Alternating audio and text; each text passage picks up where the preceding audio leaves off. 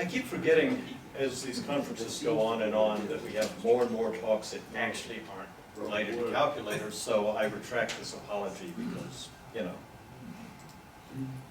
Is it about And calculators? it's not about calculators. Is the mic working? I don't And think the mic's on. I don't think the mic's on.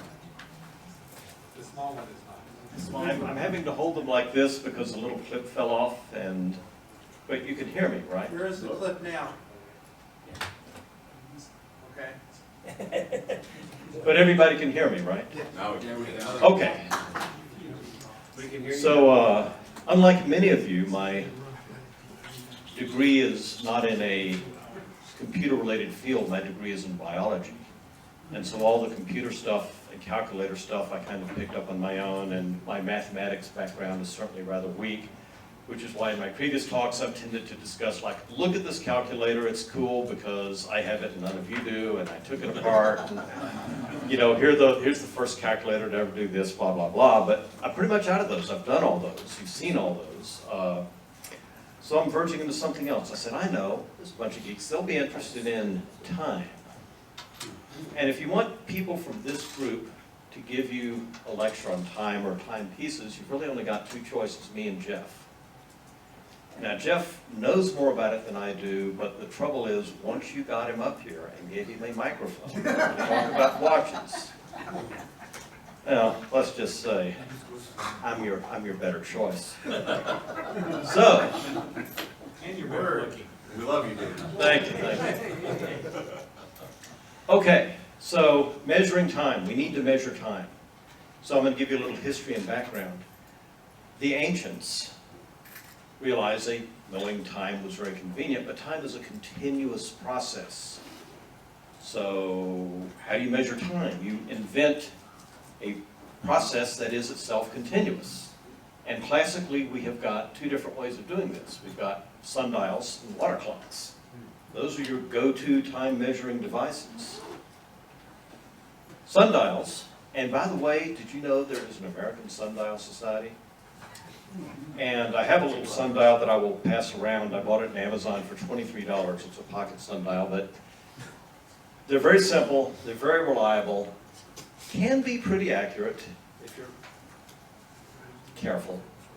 But of course, they rely on sunlight. Somebody, I can't tell if they're serious, and I'm not going to name names, but somebody was seriously asking me if sundials could be used at night. I explained, no, there's no sun. You can use a flashlight. Yeah. And also, the sundial will vary with the seasons. It has to be precisely oriented to get an accurate reading. So, you know, on the other hand, you can make a sundial. I've got a little pocket sundial, which I will start passing around. Bought it on Amazon for $23. Since it's dark out, we'll have to use it with the moon. David, Anyway. David, I'd just Yes. like to say, you said it's useless at night, but if there's no shadow, you know it's night. It's telling you that much. Yes. Now, some people have made some very clever sundials.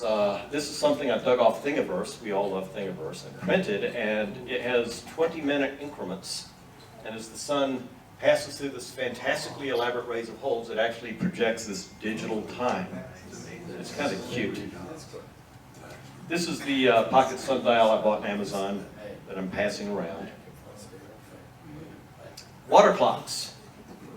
Water flows continuously. We can devise a container into which water can flow out or flow into, and you can get, you know, if you build a really big container and you're careful, you can get really accurate water clocks.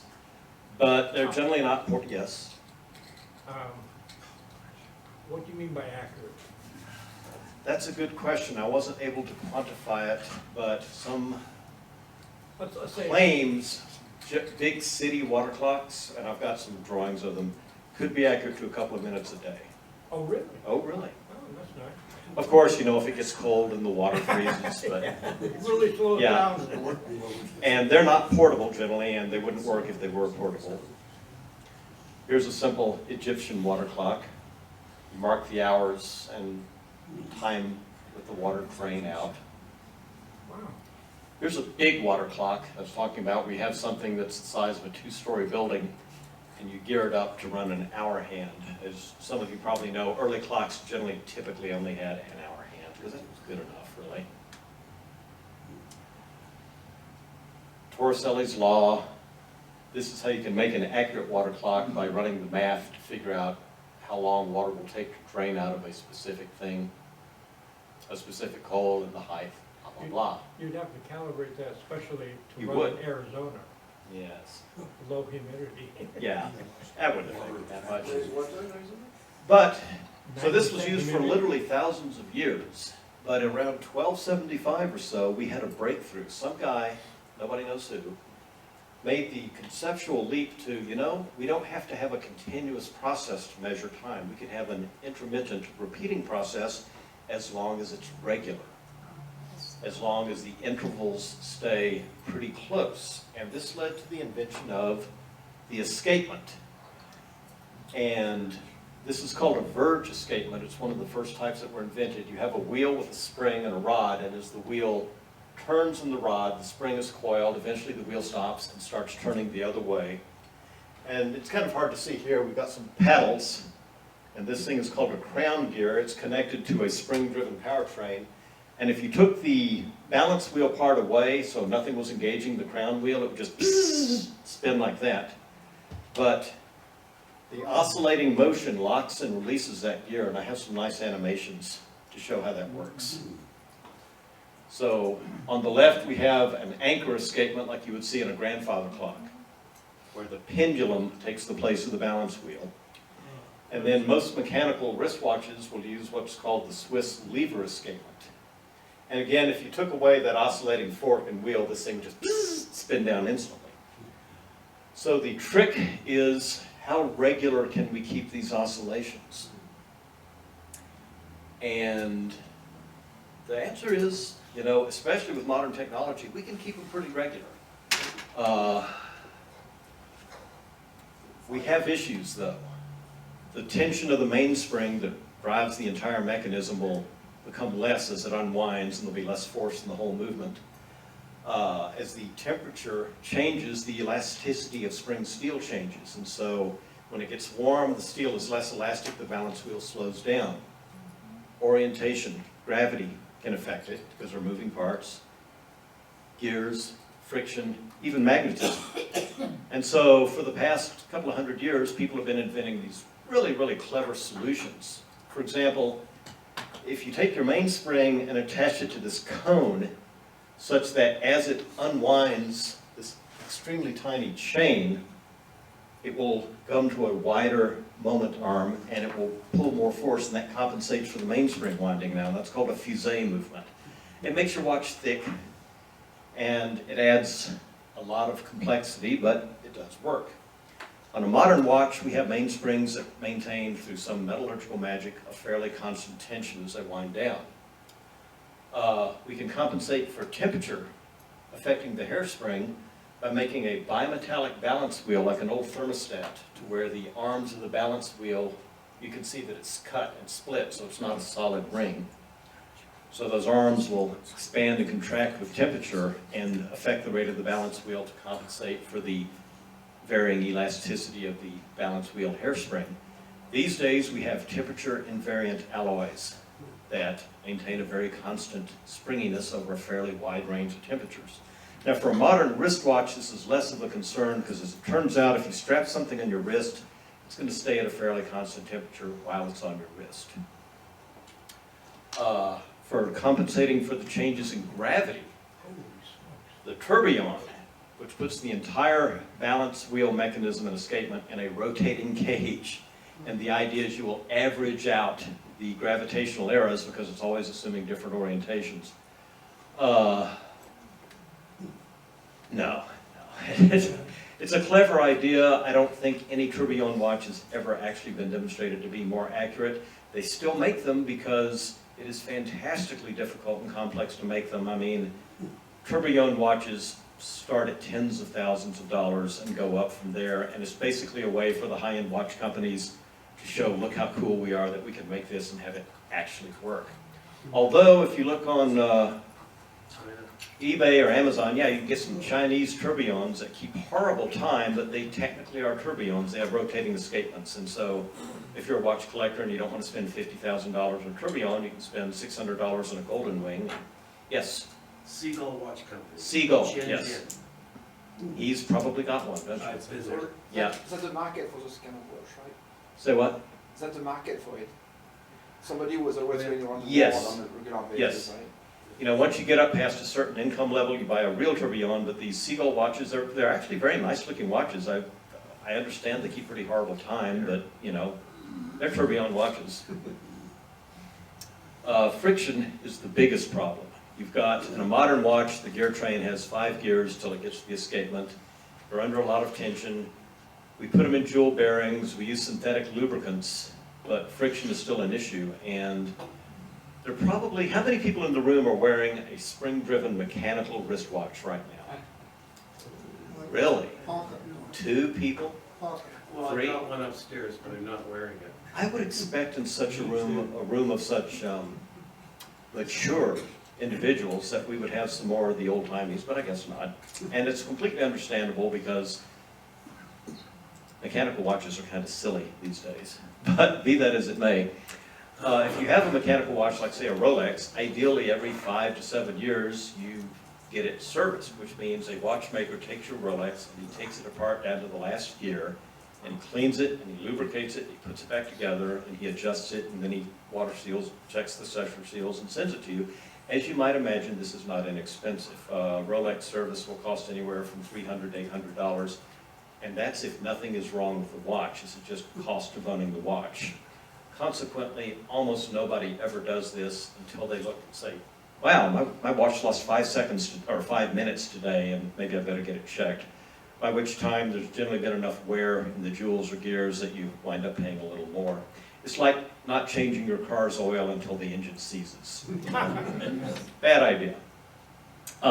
Some of the high-end vendors have started playing with materials like making gear trains out of ceramic or sapphire, no lubrication.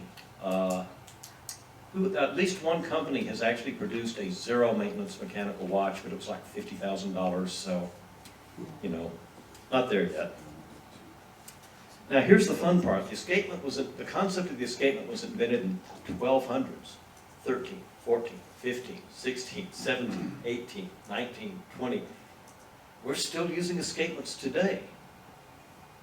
Kind of. I mean, actually we're using quartz watches today, but it's, for a basic mechanical idea, it's been refined over the centuries, but nobody really came up with something that would challenge it as a timekeeping mechanism. And you might think until quartz, and you'd be wrong, because there was a little sliver of time between 1960 and 1977, between the time where all watches were mechanical and quartz watch became ubiquitous, where there was another way of doing things. Oh, sorry, I skipped over my certified chronometers part. This will give you guys a laugh. If you buy a really, really accurate mechanical watch like this Rolex, their idea of certified chronometer, super accurate watch is -4 to +6 seconds per day. If your quartz watch were keeping that kind of time, you'd probably just toss it in the trash and buy another one. Yep. Yes? But you have to realize, that's 99.99999% precision. And we don't build bridges or airplanes to that. To get 4 seconds out of, do the math, that is 21,600 beats per hour, Yes. times 24, and you're out 4 seconds, which is 30 beats. Mhm. He's got a good point. It's very impressive that they can get a mechanical watch that good. Anyway, sorry, it's your turn. Certainly.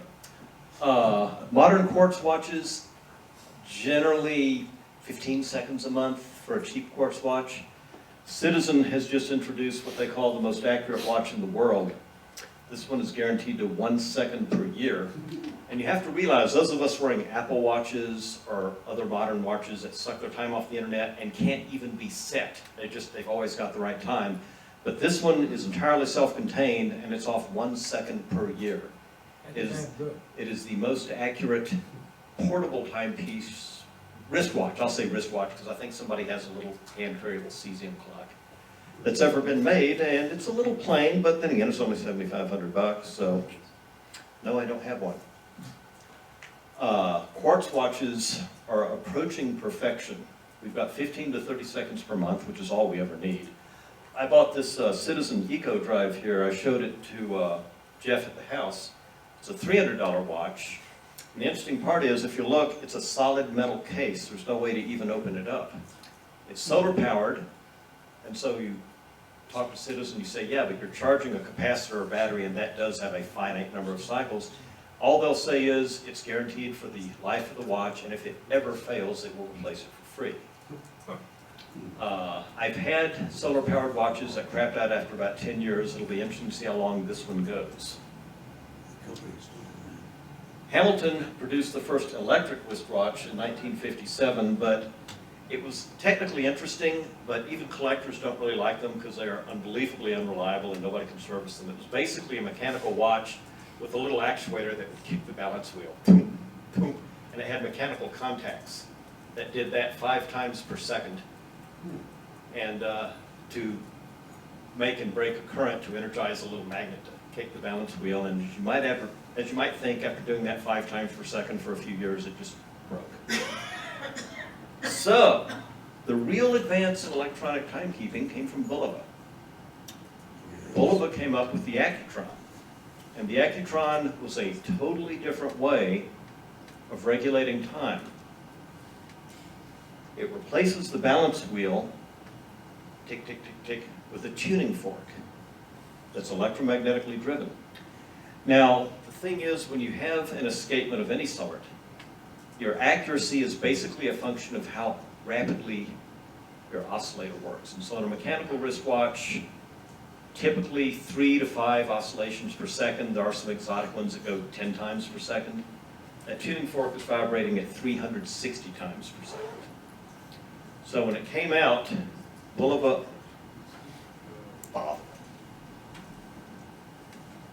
guaranteed it to a minute a month, and it hit it, and that was just completely unprecedented.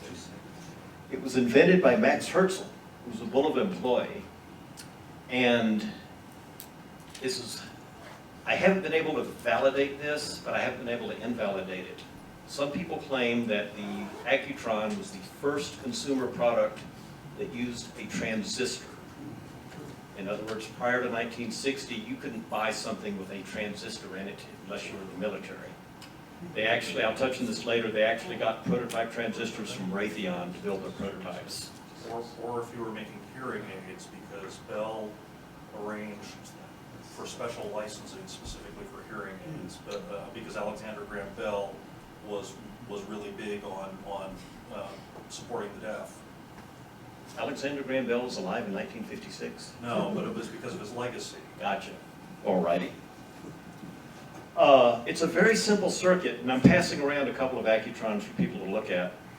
The tines of the tuning fork are shaped like a cup, and they fit over a coil. Yeah. The battery induces a current in the coil, which pulls the end of the tuning fork to it, but that's got a little peg inside, some other windings that induces a current in the secondary coil, which feeds into the transistor to cut off the current to the first one, which releases the tine, and it springs back, but then the secondary current. So it's a very, very simple, mechanically regulated electric oscillator. And I'm passing around 2 Accutrons now. Both of them are running, and if you hold them up to your ear, depending on how good your hearing is and how old you are, you will hear a 360 cycle hum quite clearly. And in a quiet room, it can be annoying to some people. Yes? There is no adjustment at all? I'm sorry? Oh, no. These watches don't have an obvious stem poking out the side, and he was asking if they could be adjusted. On the back of the watch, there's a little C ring that flips out and gives you a little twisty thing to adjust it with, but they wanted to show their watch was cool and futuristic and didn't have a stem. So. Well, 2 seconds a day. Yeah. Really. They said you're gonna have to flip that once every month. Yeah. Now, you'll see if when you look at these watches, these coils are minuscule. They're 5 millimeters wide, but each one of them has 80 meters of wire on it. And there's a little peg the way the movement works, rather than having a complicated gear train, the tuning fork has a little peg on it, and it pushes on the gear. The gear is 2.5 millimeters and has 300 teeth on it, and it's basically just going, and that gives the second hand of these watches an absolutely smooth sweep. So if you look at a mechanical watch, it'll go tick, tick, tick, tick, tick, tick, tick, and a quartz watch will typically tick once per second, but the Accutron second hand appears visually completely smooth, which was another very spacey, cool thing they had at the time. Now the fun part is, or one of the fun parts is, this is such a mechanically simple mechanism that it requires very little in the way of service and maintenance. These days it's a little different because most of them are antiques, but not only is there nothing like the gear train in a regular watch, but servicing of it, when it does need servicing, typically just takes less than half an hour, as opposed to disassembling a bunch of gears and plates and screws. So it was much more accurate, much more robust, and much simpler and easier to service than a mechanical watch. And they were, here's a good shot of the mechanism. So the tuning fork uses overpowered green laser here. Green laser. Okay, I want to. Don't look at it. Well, Stimulation was remaining good. anyhow, the tuning fork base is here. The tines run up like this. These are the coils. Here's a little transistor oscillator circuit. The part that indexes the gear train is under the gears here. This is the top of the battery compartment. I don't know why it's labeled cell coil assembly, because that's not it. So in 1952, he gets the prototype transistors from Raytheon, develops a working movement. In 1959, he moves to New York, and this is called the Accutron 214 movement, which he develops. And on October 25th, it goes on sale. The most popular model, and the one I'm passing around, is called the Space View. Now originally this wasn't intended to be a model. It was a demo they gave to the jewelers so the jewelers could show people, look how cool this is, but people kept wanting to buy it. And so there are a lot of old Accutrons that have faces like a normal watch, but the collectors like this one because it's cool and you can see inside it. You know, if you have a modern quartz watch, to change the battery is sufficiently clunky that most of us will take it to a jeweler or somebody to do it. Well, maybe not this group. But on the back of the Accutron, there's just a little hatch you can open with a dime. Battery falls out, put a new battery in. Very simple to do. The accuracy was so good that it was widely adopted by American rail companies. And if you look in eBay, Railroad Accutron, you'll find a bunch of Accutrons for sale that have the typical American Railroad certified dial, like this. Jeff just popped up. Tuning fork oscillates at 360 hertz. That peg up there is the thing I was talking about that indexes the gear train. But then quartz watches happened. And remember what I said about the speed of the oscillator determining to some extent the accuracy. Standard quartz oscillator in most Rich watches is 32 kilohertz. So they are a lot more accurate. Furthermore, they typically only have a single stepper motor, like that. And so they are most quartz watches don't require any kind of periodic service. They're so simple because they don't have, well, much of anything in them, really. And so that killed the Accutron. It's a little weird, and Bulova did some weird stuff when it was becoming odd what was happening with quartz. They even came out with this bizarre hybrid watch called the AccuQuartz, which was a quartz-regulated tuning fork watch, and it made precisely 0 sense. And it was only sold for a few years. Jeff probably has one. Yep, Jeff has one. Yeah, probably has. AccuQuartz. I've got 48 of these. They all work. Yep, but they went away in 1977. Now, in 2007, the Japanese company Citizen acquired Bulova. Now, Accutron wasn't being made anymore, but the Accutron name still had a lot of cachet. And so Citizen started getting a little promiscuous with it. This is supposed to evoke the original Accutron Space View, but it's a quartz watch. That coil is the coil of the stepper motor, and they're calling it Accutron 2. It is really just a quartz watch. I think that's a little weird and icky, but there you go. In their defense, it is a very, very nice quartz movement. It's called the precisionist movement. It's supposed to be good to 10 seconds per year, and the second hand does move smoothly. Precisionist watches sell for $300 to $800, I guess, but at the end of the day, they shouldn't really be called Accutrons. However, in 2010, Citizen said, hey, it's the 50th anniversary of the Accutron. We should make a commemorative tuning fork watch. After all, we own the company. So their engineers went looking for the tooling and technical documents, and guess what? Gone. No tooling, no technical documents. Max Herschel was dead. So what Citizen did was buy small Accutrons and re-engineer the movement, reverse engineer from scratch. So in 2010, they came out with this watch, which I'm also passing around, and they made 1,000 of them. And they came in this huge glass display case, and they were $5,000 each. You got that in your hand, so. Yeah, please don't drop it. Now, I tried to get one at the time, and I couldn't. The only Bulova dealers I talked to had never heard of it and weren't interested in trying to obtain it, so I gave up. But last fall, an eBay search I had set up some years ago went ping. There's a jeweler selling one. Furthermore, this jeweler has had it since 2010. Nobody has expressed any interest in it ever. And I feel silly about this because when the jeweler sent it to me, he sent it with all the advertising brochures and the display signs, and one of the things he sent me was a bid sheet, the official Accutron anniversary, 50th anniversary watch bid sheet, and you were supposed to write down your name, your phone number, and how much you were willing to pay for it. And after 9 years at the jeweler's, want to guess how many signatures were on this sheet? 0. That's correct. So let's just say I didn't pay anywhere near $5,000 for this watch. That said, still, please don't drop it, it's irreplaceable. They made a couple of minor changes. The movement is a couple of millimeters bigger than the original. The original watch was designed to use mercury batteries, which are different voltage from our modern silver oxide batteries. So the new watch is designed to run modern batteries. But overall, it's a beautiful, faithful recreation. And my only real complaint is that they put the word Accutron right on top of the tuning fork coils. And I would like to see that down at the left where it used to be. Sandpaper. Yeah, no. Here's a display case it comes in. That's glass, not plastic, and it's quite heavy. And then there's a badge at the bottom that tells you, I think mine's number 318 of 1,000.